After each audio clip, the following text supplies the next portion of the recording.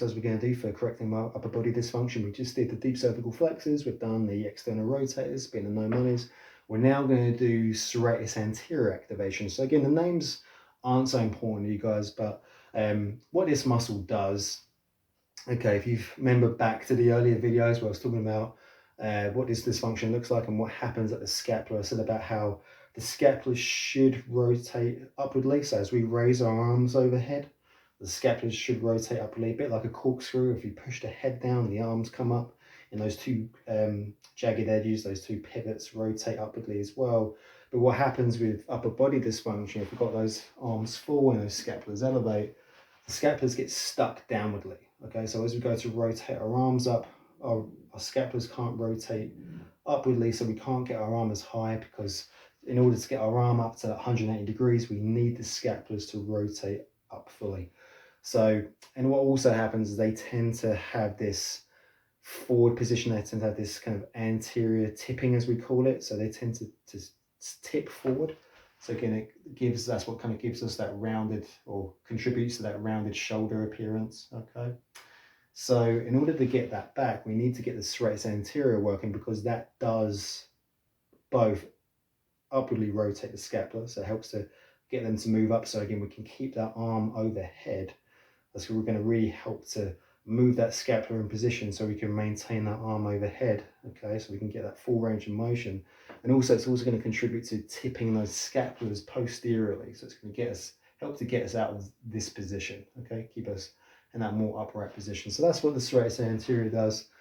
Upward rotation tips those scapulas back. So to get those working, what we're going to do, we're going to do wall scaption. So we're going to lean back against the wall, okay.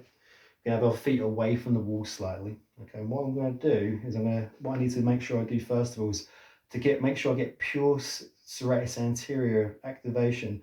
I need to get the other muscles that might try and take over its job and try and perform its action. So I need to get those out of the way. So I need to get that levator scapula, that nasty muscle up in my neck that we released earlier. I'm going to do it by depressing my shoulders, and also I want my rhomboids out of the way, so that's that muscle between the shoulder blades. I'm going to pinch my shoulder blades back, and that's also going to shut off that pec minor, that tight muscle that's in our chest. So I'm going to drop my shoulder blades down, squeeze my shoulder blades back into the wall. So I'm actually pushing them back into the wall, keeping these down. And then with my arms, I'm going to have my thumbs up. I'm going to turn them out about 45 degrees, okay? And what I'm going to do is going to slide over a little bit for you guys. What I'm going to do in this position, I'm going to raise those arms overhead and try and get them back to the wall. So I'm kind of doing like a bit of like a Y shape first of all, okay? So I'm coming from here, I'm keeping my shoulder blades down, pinching them into the wall. I'm going to bring those arms up while keeping my shoulder blades down and back into the wall, keeping my elbows locked. And I'm going to try and get those thumbs back to the wall, okay? Again, I'm not elevating, I'm not doing this, I'm not tipping forward, okay? I'm making sure that I'm not arching my spine either. I'm keeping just a very small space between my lower back and the wall.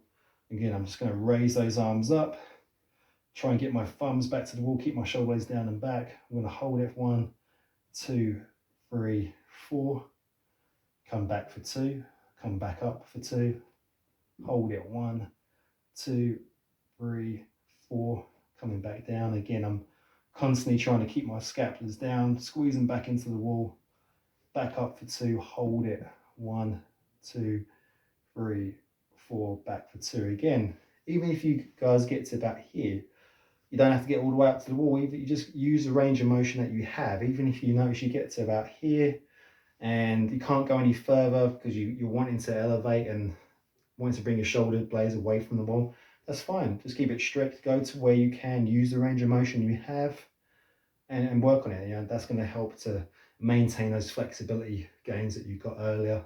And again, it's going to help keep us moving forward. And again, as you get more flexible, as you return that flexibility back, you can start going higher and higher as well. So, and again, if you find that you can get the thumbs back to the wall, you can progress it by just tucking the thumbs in.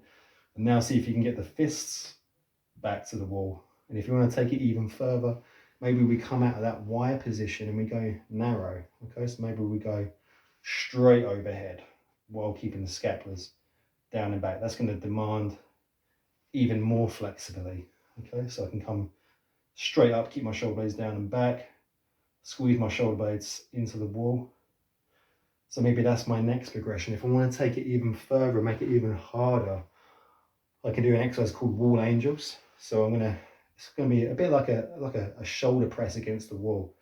So I'm gonna again keep my scapulars down, press back into the wall, bring my elbows up to 90 degrees, my palms back and my wrists back flat against the wall. I'm gonna keep my chin tucked, same position as I had before, and now I'm gonna try and slide my arms up the wall and try and bring my thumbs together, again while keeping the scapulars down and back and coming back down. So I can push back up, I can hold it 1, 2, 3, 4, come back nice and easy, push back up and hold it, 1, 2, 3, 4, come back down, push back up and hold it again, 1, 2, 3, 4.